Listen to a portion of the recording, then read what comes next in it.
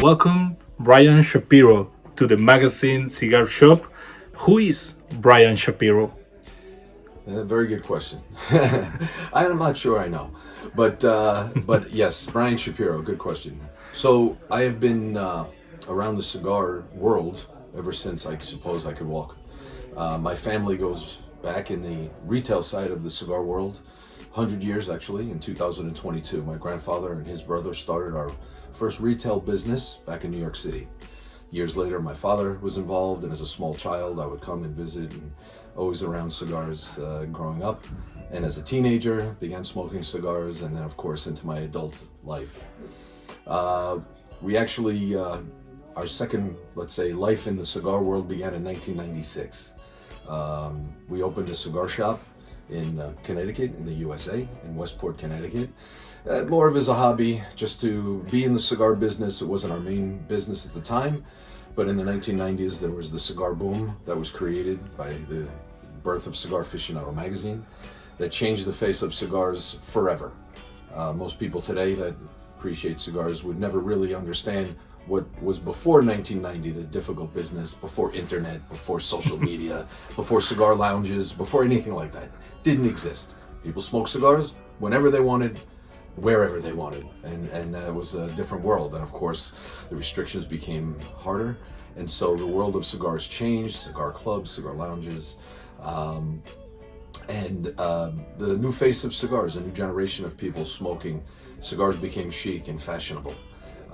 When you see movie stars and all kinds of people on the cover of Cigar Aficionado magazine and other magazines that came about. So it was kind of a very interesting time. And that continued and still continues to this day as we are still a family business. However, back in 2004, just by chance, as I would visit Florida and Miami often, I stopped in and visited the Oliva Cigar Company. At the time, my family was doing a small amount of business with Oliva. It was a small company at the time, and I met Jose Oliva back in 2004, and now 18 years later, he is certainly would be considered my closest friend.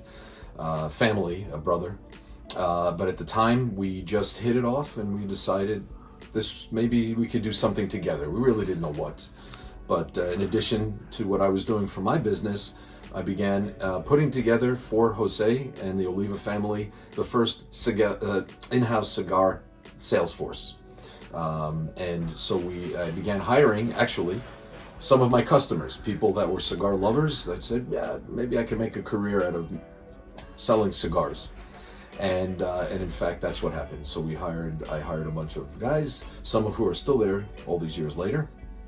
But also because of my travels, due to family relations in Europe, I met some people, and in particular Sacha van Horsen, who is our Dutch importer and the cigar man of Holland.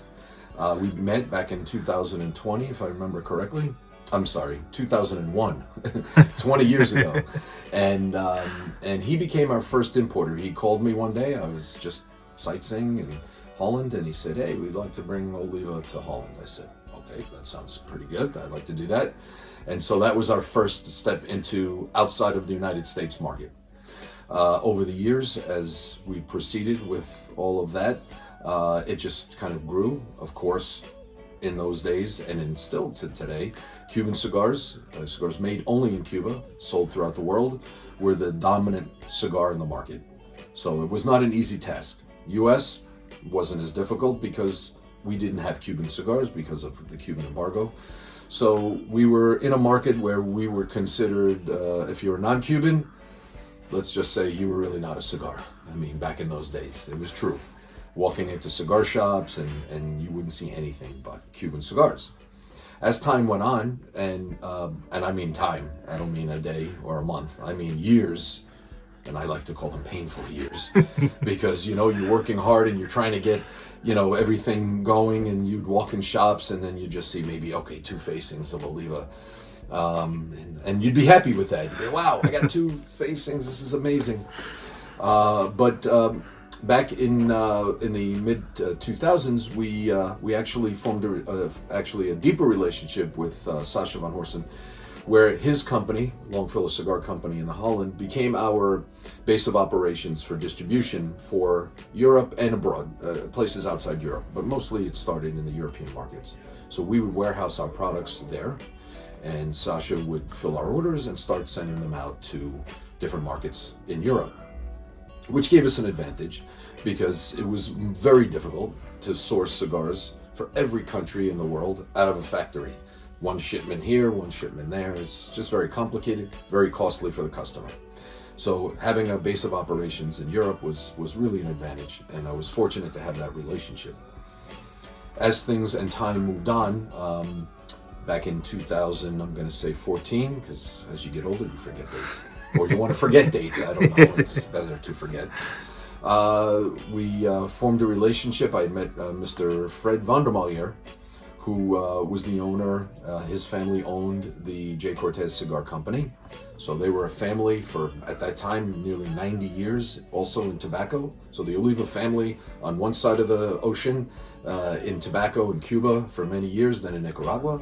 And here we had Fred Vandermalier and his family dealing in machine-made cigars, both in Belgium and their factories in Sri Lanka.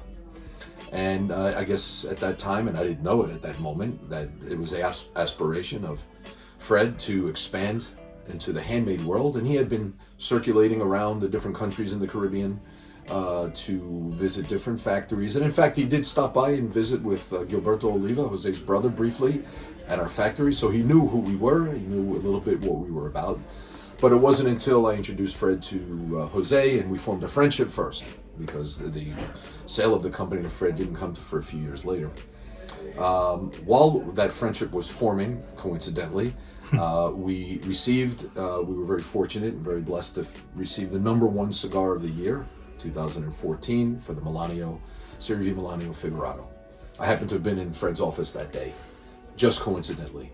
And as I left, I said goodbye to Fred, and I was like, maybe we'll see what our rating is. We don't know. And as I got on a train to Paris, all the emails started coming in, and we had gotten the #1 cigar. Perhaps in Fred's mind, that was solidified his idea that, okay, this is the company we want to buy. I don't know, but certainly it didn't hurt. And a few years later, in July of 2016, the deal was formalized, and Vandermalier family acquired the Oliva Cigar Company. Now, being able to see all sides of the cigar world as a customer of my competitors in the United States, I see what's going on, and it is when we got that #1, it was really something that we could have never imagined. The amount of, let's say, notoriety, the amount of demand it would create for a cigar, and we had the opportunity either to make the best use of it or screw it up completely. Fortunately, it was the former. We were able to take advantage of that #1 cigar. Really launched us into another category. People recognizing us as a premium cigar at a fair price, as opposed to when we had started the business, when Jose and his family started, we're mostly a bundle company. Flor de Oliva made a fine bundle at a fine price, a good cigar. But it took us a lot of years to get out of that shadow of being a bundle company. And here we were in another level. So at that point, when Fred acquired the company, the good thing happened was that a lot changed, but a lot didn't change.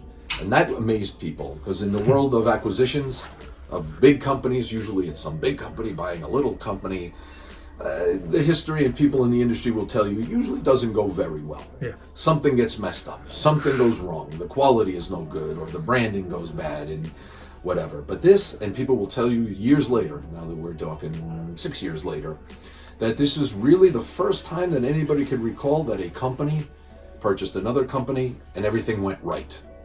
And that is a credit to Fred, his team in Belgium, and I have the good fortune of not only working with wonderful people in Miami and in Nicaragua, but also blending in with the team in Belgium, the salespeople, all the customer service people, everybody in the office, all the people that I work with, who have a passion that is just unmatched.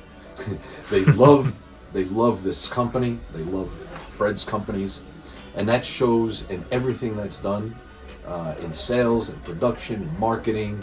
It's really a really a unique experience. I tell people to have the good fortune of not only having been in business with Jose Oliva, but then to have Fred and his family come in and acquire, and those people is a double good fortune for me. Yeah.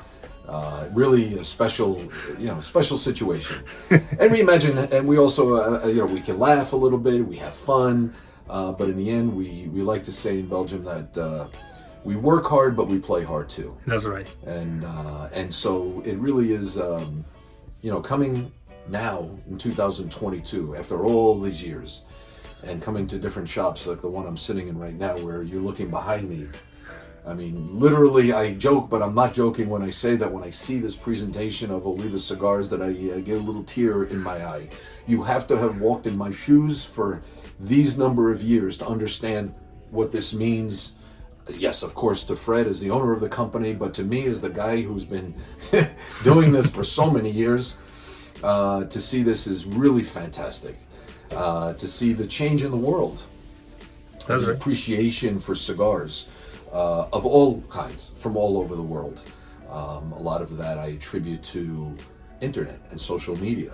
Whereas years ago, you walked into your shop and it's whatever your retailer had to offer, that's all you had the chance to buy.